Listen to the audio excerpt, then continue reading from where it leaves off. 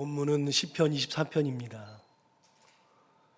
우리는 지난 주일에 시편 24편 동일한 시편을 가지고 앞부분 3절부터 6절까지의 말씀을 통해 누가 하나님 앞에 설 수 있는가, 하나님께서 불러서 하나님 본인 앞에 세울 수 있는 사람이 누구인가 라고 하는 것을 가지고 은혜를 나누었는데, 다윗의 자기 고백을 통해서 하나님 앞에 설 수 있는 존재는 손이 깨끗하고 마음이 청결하고 그 뜻을 허탄한 데 두지 아니하고 거짓으로 맹세하지 않는 사람이라는 것, 이것을 다윗을 통해서 깨닫게 되었죠.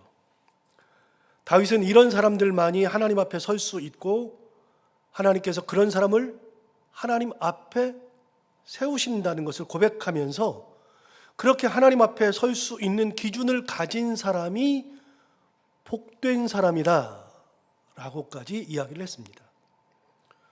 다윗의 신앙적 기준으로는 세상에서 말하는 복이 참 많을지 몰라도 본인 자신의 기준으로는, 본인이 생각하는 기준으로는 하나님 앞에 서는 것이 복의 기준이라고 이야기하는 겁니다.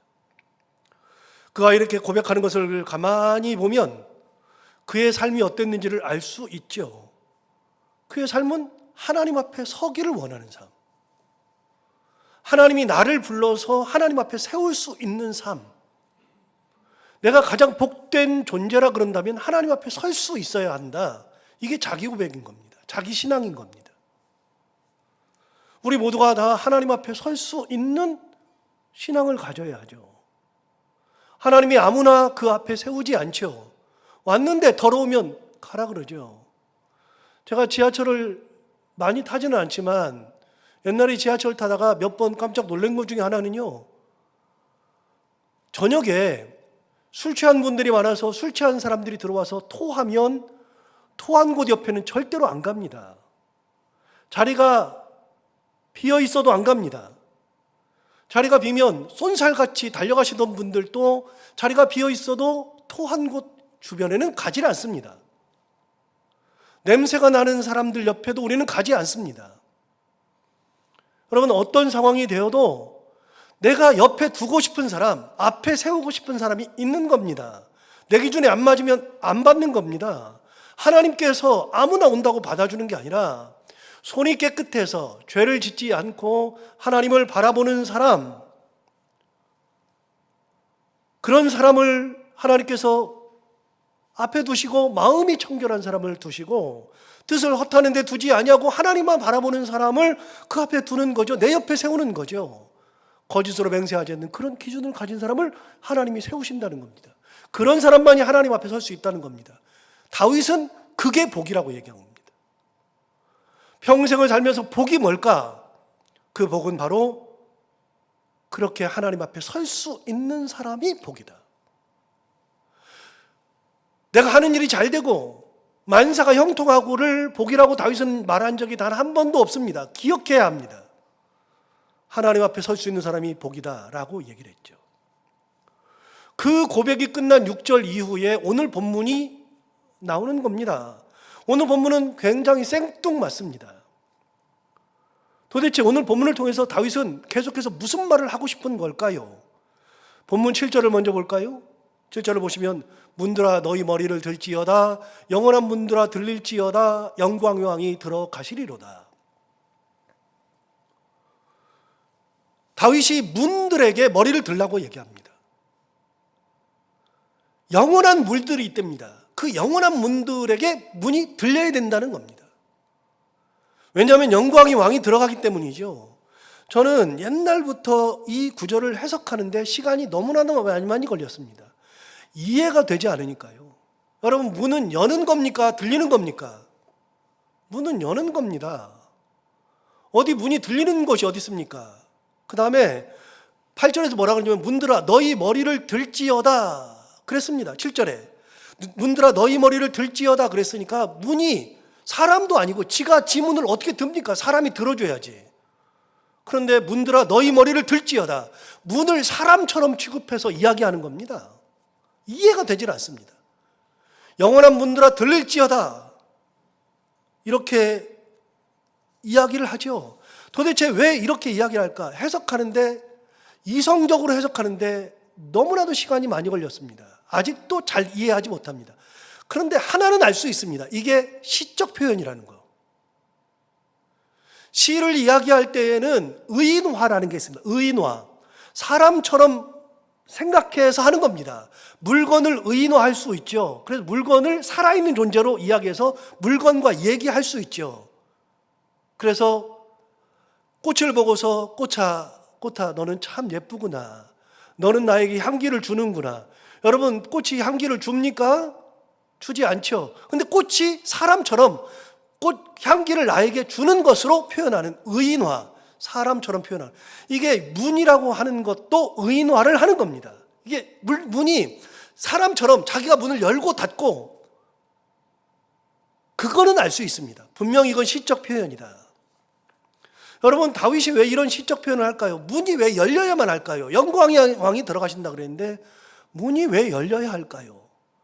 이것은 다윗의 인생을 통해서 다시 한번 생각해 봐야 합니다. 다윗이 누굽니까? 다윗에 대해서 설명할 것이 참 많지만 그 중에서 가장 잘 설명할 수 있는 것 중에 하나는 다윗은 전사였다는 겁니다. 다윗은 전쟁터에서 시작해서 전쟁으로 끝냈을 만큼 가장 많은 전쟁을 했던 사람이 다윗이었습니다. 일평생 전쟁을 그보다 많이 한 사람이 아무도 없습니다. 전쟁은 누구보다도 잘 압니다. 전쟁에서 어떤 일이 있는지도 잘 압니다. 그런데 다윗은 한 가지 신화적인 그런 것을 가지고 있는데, 그게 뭐냐면 단 한 번도 전쟁에서 패하지 않았다는 겁니다. 그 많은 전쟁을 하면서 단 한 번도 쳐본 적이 없다는 겁니다. 이런 얘기는 제가 많이 했었죠. 그런데 이 구절은 문이 들린다는 것은 뭐냐면, 전쟁을 마치고 승전한 군인들이 성으로 들어올 때 그때 개선문을 통해서 들어옵니다. 문이 활짝 열려 있고 거기에 딱 들어오죠. 그러면 사람들이 거기에 엄청나게 몰려 있고, 개선 장군이라는 말을 우리가 쓰잖아요. 전쟁에 승리하고 돌아오는 장군을 개선 장군. 개선 장군이 돌아오고 개선의 군병들이 들어올 때 사람들이 환영해 주는 겁니다. 여러분, 개선 그러면 우리가 아는 게 있는데, 개선문이 있습니다. 개선문은 프랑스 파리에 가보면 개선문이 엄청나게 큰 개선문이 있습니다. 프랑스 파리는요, 도시를 연구해 보면 참 재밌는 게 정말 많다 그러는데, 제가 이제 책을 읽다 보고 갔다 오기도 해보니까 프랑스 파리에 가보면 개선문이 있거든요. 개선문이 있는데, 개선문을 중심으로, 개선문인데 거기다가 도로를 동그랗게 내가지고 개선문을 통과하지 못하고 동그랗게 낸 다음에 개선문 앞에서는 돕니다. 돌면서, 로타리처럼 돌면서 12개의 길이 나 있습니다. 12개의 길이. 진짜 사통팔달인데요. 개선문을 딱 중심으로 12개의 도로가 쫙쫙 뻗어 있습니다. 파리가. 그래서 여기서부터 이렇게 12개가 딱 뻗어 있습니다. 그 유명한 샹젤리제 거리는 개선문에서 12개의 거리 중에서 한 곳이 샹젤리제 거리인데, 샹젤리제 거리의 세계 패션의 가장 중심이 거기 있고, 가장 비싼 명품 샵이 거기 쫙 몰려 있잖아요. 샹젤리제 거리에. 그 샹젤리제 거리를 지나가면은 꽁코드 광장이 있고, 꽁코드 광장 그쪽으로 쭉 계속하면 거기에 바스티유 광장도 있죠. 그런 거리들이 12개가 쫙 있습니다. 그 중심에 개선문이 딱 있습니다. 여러분, 개선문이 뭐 하는 겁니까? 개선문을 본따서 우리나라도 하나 만든 게 있습니다. 1896년에 우리나라도 문을 하나 만들었습니다. 서대문에 가면 독립문이 있죠. 독립문은 개선문을 그대로 갖다가 본을 따서 그대로 만들었고, 똑같이 만들었습니다. 축소시켜서 줄여가지고 만든 겁니다. 그때 일제시대가 시작되는 시기, 중국과 러시아와 영국과 미국과 프랑스와 우리나라를 열강들이 다 들어와가지고서 열강의 먹이가 되려고 했었던 때에 당대의 지식인들이 독립협회를 만들어서 독립협회에서 전 국민들에게 모금운동을 해가지고서 우리나라는 영원한 독립국가다라는 것을 선포하기 위해서 세워놓은 것이 독립문입니다. 또 그러니까 프랑스 파리를 가지 않아도 우리는 독립문을 가서 보면 프랑스 파리의 개선문이 이렇게 생겼겠다. 비교도 안 되게 큽니다. 그 밑에 가서 보면요, 사람들이 그 개선문 앞에까지 갈 수 있습니다. 그 밑에까지 가서 보면 엄청나게 큽니다. 그 밑에는 불이 계속해서 올라옵니다. 전쟁터에서 전사한 사람들을 기념하기 위해서, 추모하기 위해서 불이 계속 타오르고 있고요. 거기 엘리베이터가 있어가지고 엘리베이터를 타고서 올라갈 수도 있습니다. 그래서 파리 시내를 내려다볼 수도 있고, 그 벽면에 아주 대형, 엄청나게 큰 프랑스 국기가 개양되어 있습니다. 개선문 왜 만든 겁니까? 나폴레옹의 승전을 기념하기 위해서 만든 겁니다. 이거는 원래 로마 시대에 했던 겁니다. 로마 시대에서 장군들이 나가서 승전하고 돌아올 때는요, 우리가 승전했다 그러면, 우리가 승전하고 돌아가는데 3개월 걸린다 그러면 그때부터 문을 만드는 겁니다. 개선문을. 개선 장군들이 들어올 수 있도록 도로에다가 문을 만듭니다. 이렇게 해서 문은 없고 그냥 큰 석조 건물에 동그랗게 돼가지고 거기를 통과할 수 있는 개선문을 만드는데, 로마에만 개선문이 몇 개가 됩니다. 지금도 남아 있습니다. 거기에 승전한 개선 장군과 개선의 병사들이 들어오는 겁니다. 사람들이 앞뒤 좌우에 가득 메워서 들어오는 개선군들을 환영해주는 축제가 열리는 곳이 바로 개선문입니다.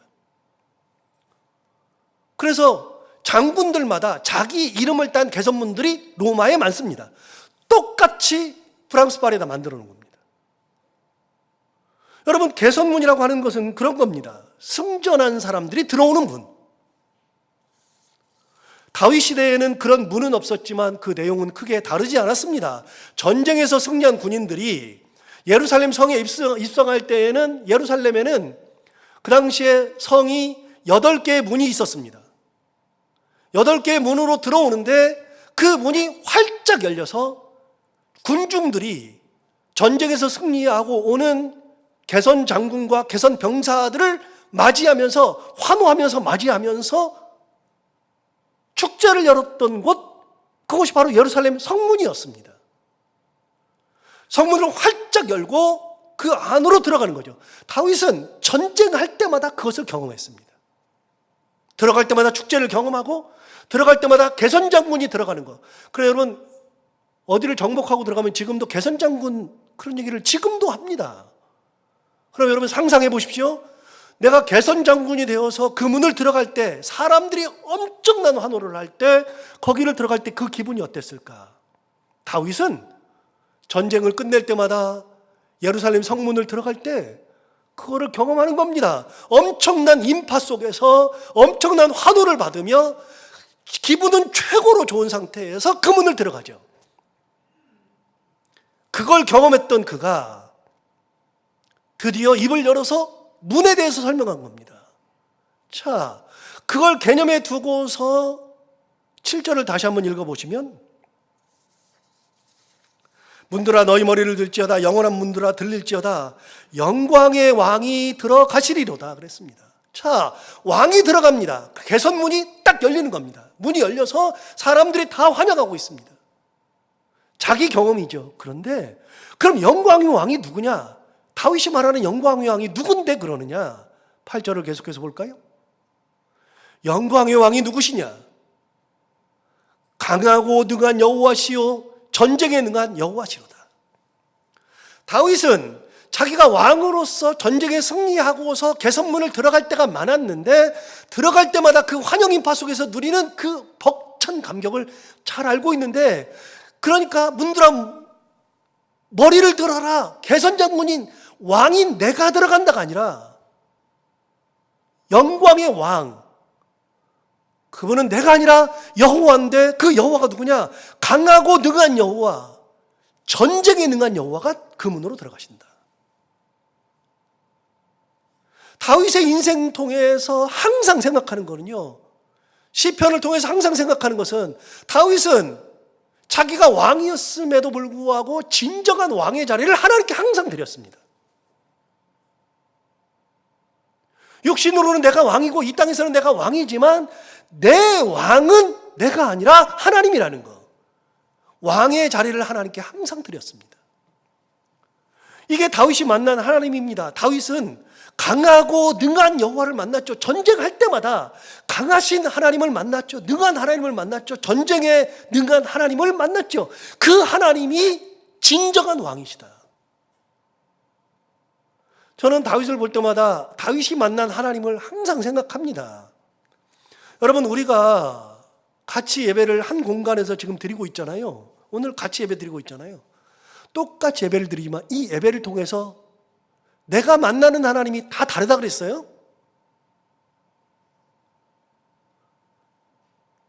식구들이라 할지라도 내가 만난 하나님과 내 자녀가 만나는 하나님과 내가 같이 신앙생활하는 이분이 만나는 하나님이 다 다른 겁니다. 성경의 인물들이 진짜 많은데 그들이 만난 하나님이 다 다르다 그랬잖아요. 하나님은 똑같은데 하나님을 고백할 때는 다 달라요. 왜냐하면 내 삶의 정황이 다르고 여건이 다르고 처지가 다르니까 그런 처지에서 하나님을 만나요. 그런 상황에서 하나님을 만나요. 그래서 내가 고백하는 하나님이 다른 거잖아요. 예를 들어서 아브라함 예를 몇 번 들었는데 이제는 다른 아브라함을 한번 들어볼까요? 아브라함의 나이가 75살이 되었는데 하나님께서 갑자기 나타나셔서 내 고향을 떠나랍니다. 아버지와 친척집을 떠나랍니다. 거기는 경제적인 어려움이 없었습니다. 떠나야 될 이유도 아무것도 없었습니다. 살아가는데 어려움이 전혀 없었습니다. 그런데 무작정 하나님이 아브라함에게 나타나서 떠나라는 겁니다. 그래서 순종하고 하나님을 떠났는데 떠나서 하나님께서 보여줄 땅으로 갔더니 기껏 간 곳이 가나안이었습니다. 하나님께서 데리고 갔으니까 하나님이 나를 이끌 거니까 무조건 좋을 거라고 생각하고 따라갔는데 가서 막상 보니까 아브라함의 마음에 하나도 안 들었습니다. 왜요? 하란에서 살다 볼 때는 하란은 비옥한 땅이었습니다. 먹을 것이 풍부했습니다. 사람들의 인심이 좋았습니다. 사는데 지장이 없었습니다. 자리를 잡았습니다. 아무것도 부족한 것이 없었는데 가나안 땅에 와보니까 너무나도 척박한 겁니다. 뭘 심어도 되지도 않고 심는 것은 아예 불가능하고 양이나 쳐서 목동을 하면서 먹고 살아야 하는데 거기 사는 사람들도 그렇게 사니까 양보라는 것도 없고 너무나도 사람들이 드세고 자리 잡고 사는 것이 너무나도 힘들었습니다. 거기다가 흉년까지도 들었습니다. 아, 이게 하나님의 뜻인가? 내가 하나님을 따라왔는데 하나님 나보고서 가라 그래서 내가 왔는데 기껏 내가 하나님 말씀 따라서 갔는데 간 곳이 가나안입니다. 더 안 좋은 거. 하나님 이런 것을 나를 왜 이끌어? 이해되지 않는 하나님. 전혀 이해가 되지 않았습니다. 아브라함이 만난 하나님이 처음 그런 분이었습니다. 도대체 이해가 되지 않는 하나님이었죠. 물론 500년 후에 하나님의 말씀이 다 이루어집니다. 내 자손을 많게 하겠다. 이 땅을 너에게 주겠다. 그거 500년 후에 이루어집니다. 그러나 아브라함은 500년 후를 알지 못합니다. 이게 500년 후에 이루어진다는 것을 생각하지도 못합니다. 내 대해서 이루어지지도 않는 건데 하나님은 그 약속을 하고서 데리고 간 겁니다. 이해되지 않는 하나님. 하나님은 허황되기까지 하신 분이었습니다. 떠날 때 너에게 자손을 해변의 모래같이 많게 해주겠다. 하늘의 별과 같이 많게 해주겠다고 말씀하셨는데 75세에 그 약속을 해놓고서는 때가 되어도 주지를 않았습니다. 아무리 해도 주지 않는 겁니다. 그래서 여러분, 아브라함이 그 아들을 기다려도 주지 않으니까 자기 육신의 좋은 대로 생각했습니다. 하나님이 안 주시는 거 보니까 그냥 종 데리고서 그냥 내 아들 삼지, 내 종을 내 아들로 삼지. 그래서 엘리에서를 데려다가 너는 이제부터 내 아들을 할 거야? 그러고 있는데 하나님이 나타났습니다. 하나님이 너에게 아들을 주겠다 그러니까 아브라함 얘기하죠. 하나님 괜찮아요. 그냥 이 종을 내 아들 삼으면 되잖아요. 하나님은 아니랍니다. 아니 주면서나 그 얘기를 해야지 안 주는데 내 나이가 지금 벌써 80이 넘어가는데 이제 90 가까이 돼가고 있는데 안 주시면서 계속 준다고만 약속하니까 내가 내 뜻대로 뭔가를 해결해 보려고 그랬더니 하나님 아니랍니다. 준답니다. 그래서 다시 생각한 게 아내인 사라와 생각한 것이, 그래 그러면 우리는 나이 들어서 안 되고 당신도 경수가 끊어졌으니 이집트에서 온 하갈이라는 이 여인이, 젊은이 이 여인을 통해서 아들을 낳으면 그게 우리 자식이지. 그래서 그 하갈을 통해서 자녀를 낳았습니다. 자녀를 낳아가지고 키웁니다. 13년을 키웁니다. 그렇게 키우는 동안 하나님이 나타나시지도 않는데, 그러니까 얘가 내 아들이에요. 내 아들로 살았어요.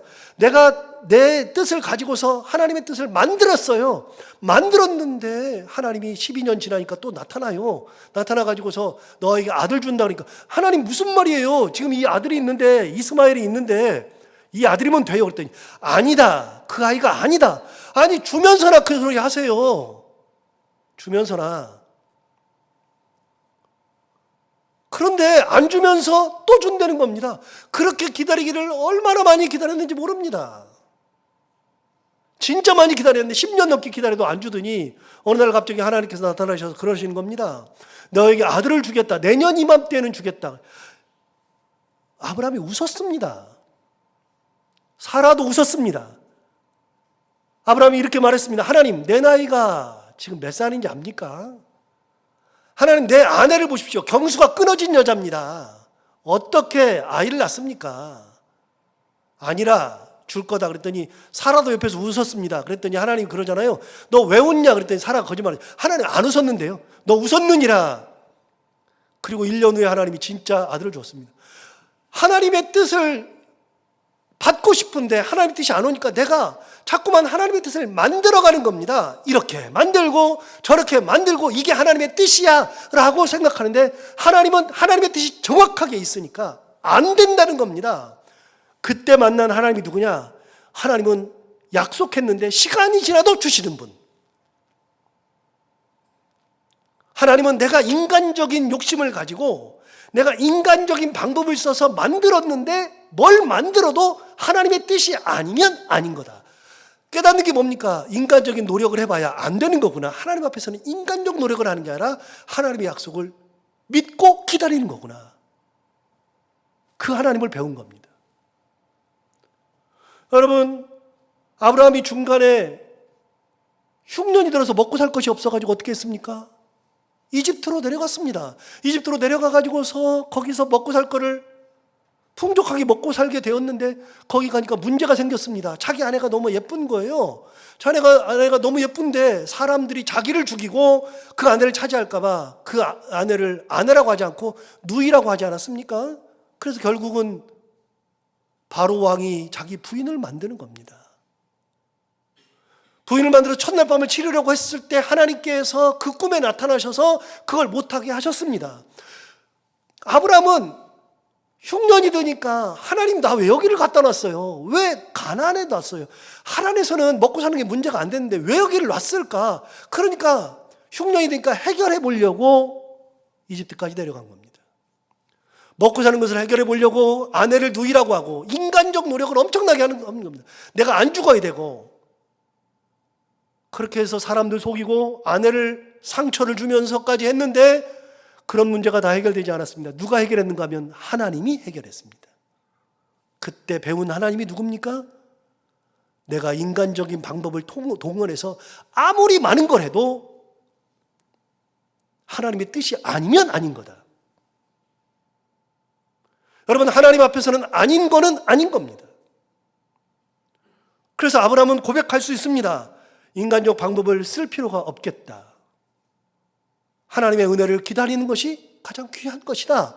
그가 고백할 수 있는 하나님은 바로 그런 하나님이었습니다.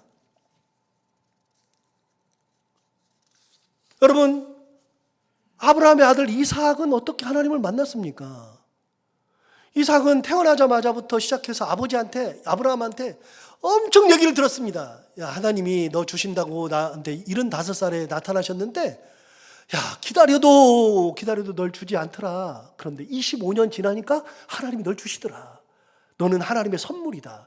이거를 어렸을 때부터 귀에 못이 박히게 들었습니다. 하나님의 선물이구나. 내가 하나님 앞에서 아버지가 완전히 노인되고 엄마가 완전 노인되어가지고 경수 끊어졌는데 그때 하나님께서 나를 주셨구나.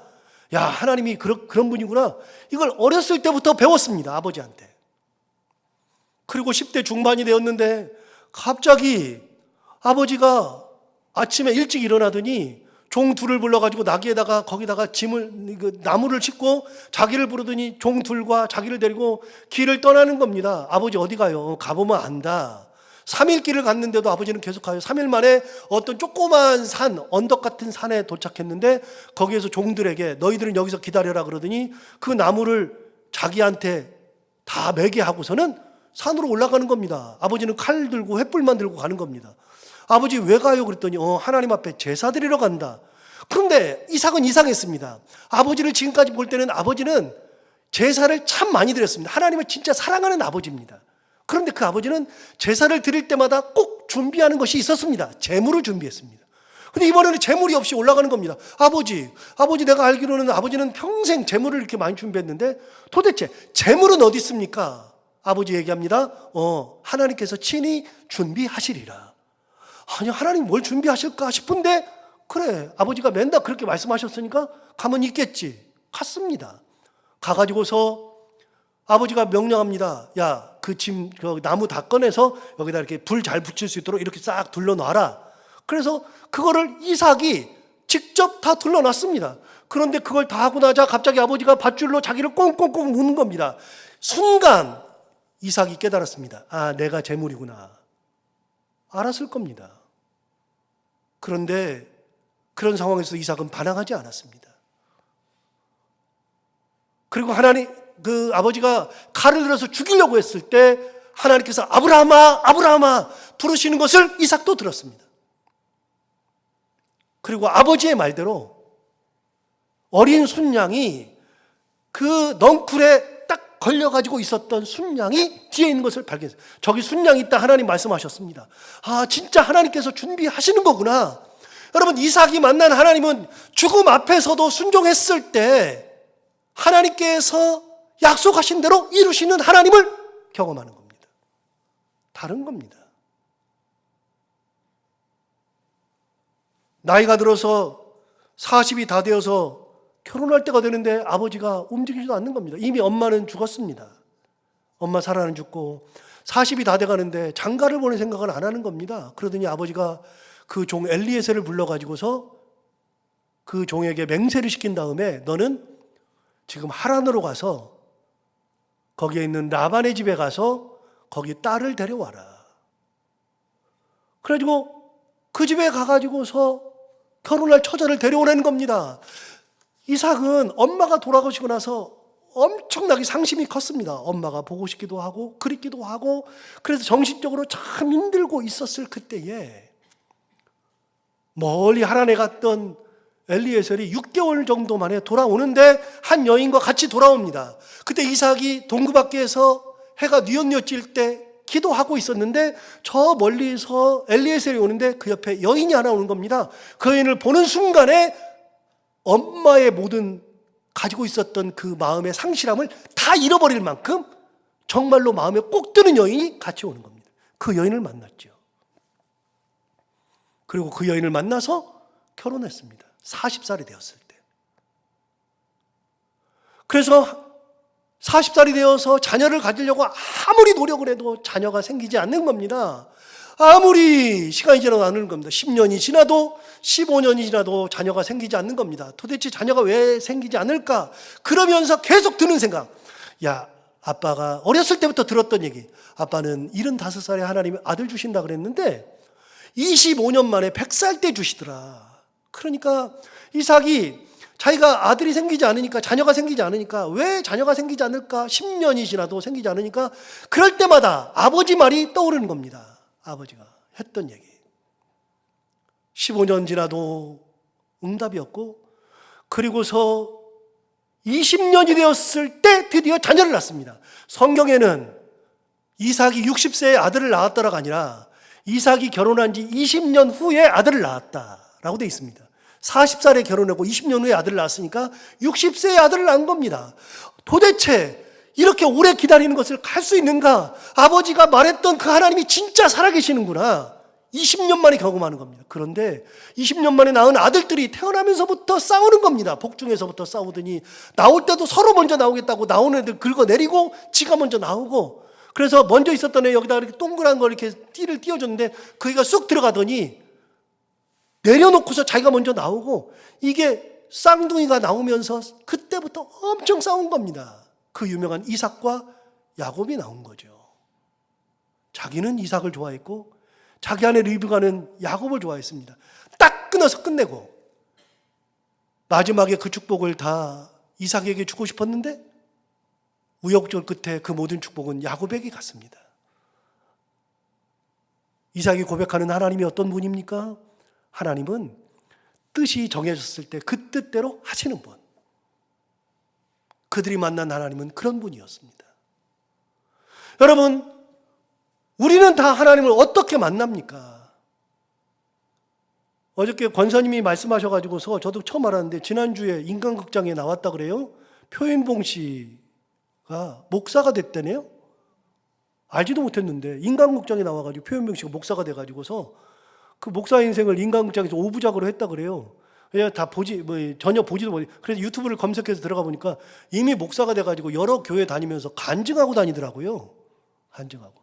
그런데 보지 않았습니다. 근데 제목만 쭉 봤는데 제목 중에 하나가 뭐라고 돼 있냐면 한 달에 5천만 원 남부럽지 않던 표인봉을 멈추게 하신 하나님.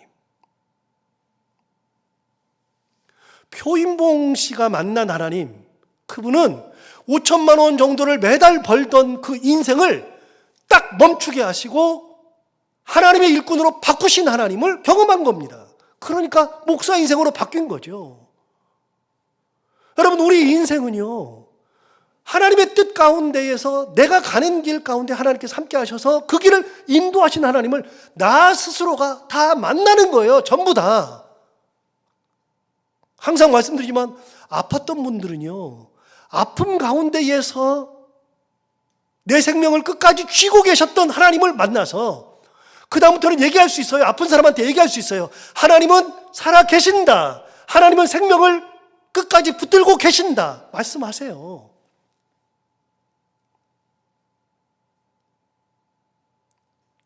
사랑하는 사람을 먼저 여의고 괴로움 중에 있는 사람들은요, 그거를 벗어나기가 너무나도 힘이 들어요. 인간에게 있어서 가장 큰 괴로움은 심리학자들의 말에 의하면 헤어짐의 괴로움이랍니다. 헤어짐의 괴로움만큼 큰 것이 없답니다. 사랑하는 사람들이 떠나는 괴로움. 그래서 죽음이 가장 큰 괴로움이랍니다. 떠나는 사람도 그렇지만 남겨진 사람들에게서 가장 큰 거랍니다. 그런데 그걸 어떻게 이겨냅니까? 불가능하지.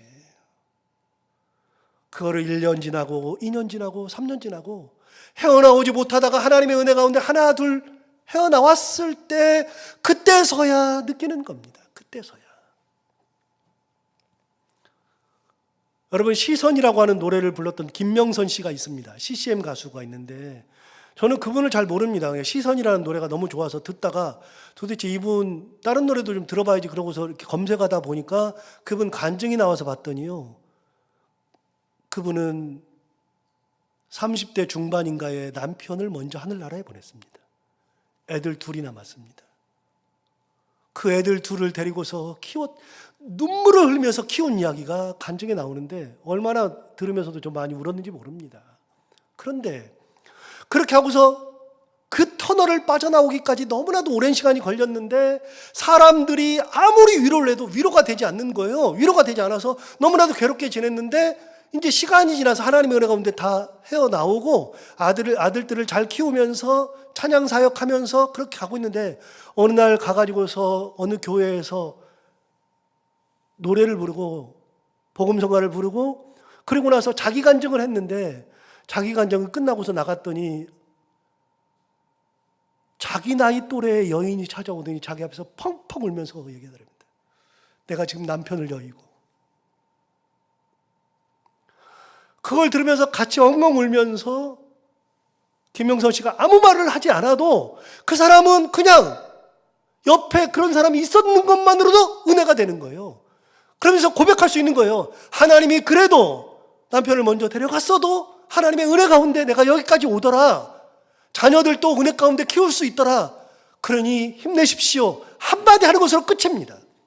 아무리 누가 말해도 위로가 되지 않는데 그런 사람들의 위로는 정확한 위로가 됩니다. 여러분, 어떤 상황과 처지에서도 내가 만난 하나님이 반드시 있는 겁니다. 살아계신 하나님, 역사하시는 하나님, 은혜의 하나님, 자비의 하나님, 나를 거기서 건지시는 하나님, 그런 하나님이 있는 겁니다. 그래서 그 하나님을 고백할 수 있어야 합니다. 이게 내 신앙입니다. 내 신앙. 자, 다윗이 말했던 하나님은요, 8절에서 다시 한번 볼까요? 8절에서 이렇게 말합니다. 영광의 왕이 누구시냐? 강하고 능한 여호와시요 전쟁에 능한 여호와시로다. 다윗은 갈 때마다 이런 하나님을 경험했습니다. 전쟁할 때마다. 10절에서 뭐라고 고백합니까? 10절에서는 영광의 왕이 누구시냐? 만군의 여호와께서 곧 영광의 왕이시로다. 여러분, 만군의 여호와, 전쟁 용어죠. 만군이 뭡니까? 만군이면 군대의 모든 군대, 만군, 모든 나라, 거기다가 만군이라고 하는 것이 제가 정확히 뭔지를 몰라가지고 찾아봤어요. 그랬더니 만군의 여호와를 영어 성경으로 찾아봤더니 The Lord Almighty. 근데 Almighty, The Lord는 하나님이시잖아요. Almighty가 그냥 이렇게 모든 것을 이렇게 할 수 있는 것을 Almighty라는 게 아니라 그냥 모든 것을 다 하시는 분이 Almighty입니다. 우리가 흔히 말하죠. 전지전능. 전지가 뭡니까? 모든 것을 알고 계시고, 전능이 뭡니까? 모든 것을 하시는 분, 전지전능. 다윗은 인생을 통해서 전지전능의 하나님을 만났습니다. 그래서 이스라엘 백성들에게 얘기하는 겁니다. 문들을 통해서 얘기하는 겁니다. 너희 머리를 들어라. 영광의 왕이 들어가신다. 여러분, 우리 인생에서 우리가 눈을 들고 우리가 환영하고 받아야 하고 우리가 그 분의 은혜 가운데 찬양할 분은 오로지 한 분, 바로 여호와 하나님. 다윗은 자기가 왕이지만 항상 놀라는데요. 자기가 왕이지만 내가 왕이네 한 적이 없습니다. 왕의 자리를 하나님 앞에 항상 드렸습니다. 그게 다윗이죠. 왜요? 전쟁해보니까 알겠거든요. 살아남은 게 은혜니까. 이긴 게 은혜니까. 아, 하나님이 전지전능하시니까. 전쟁에 능한 분이니까 내가 이렇게 된 거지. 그렇지 않으면 안 됐다. 여러분, 우리가 인생을 통해서 만날 하나님이 누굽니까? 다윗이 이스라엘 백성들에게 이야기합니다. 머리를 들어라. 너희 머리를 들고 영광의 하나님을 맞이하라. 이 영광의 하나님을 우리가 맞이하고 주님을 붙들고 살아가는 우리 모두가 다 되기를 바랍니다. 기도하겠습니다.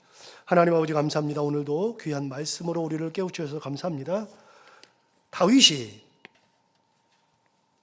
참 복된 사람이 누구인지를 설명하고 나서 이스라엘 백성들에게 이야기하는 것을 들어보니 너희 머리를 들고 영광의 왕이 들어오실 텐데 그 영광의 왕을 맞이하라. 이게 다윗의 고백이었습니다. 자기가 왕이었음에도 불구하고 내가 들어가니 너희 머리를 들어라, 나를 맞으라가 아니라 왕인 자기조차도 강하고 능한 여호와, 전쟁에 능한 여호와, 만군의 여호와, 전지전능의 여호와를 자기 스스로가 먼저 맞이했던 것처럼 이스라엘 백성들도 동일하게 그 하나님을 맞이하라고 이야기했던 다윗과 같이 우리가 우리의 머리를 들어 우리의 하나님 여호와, 내가 만난 그 하나님, 그분 앞에 머리를 들고 하나님의 은혜 가운데 살아가는 저희들 모두가 다 되게 하여 주옵소서. 예수님 이름으로 기도하옵나이다. 아멘.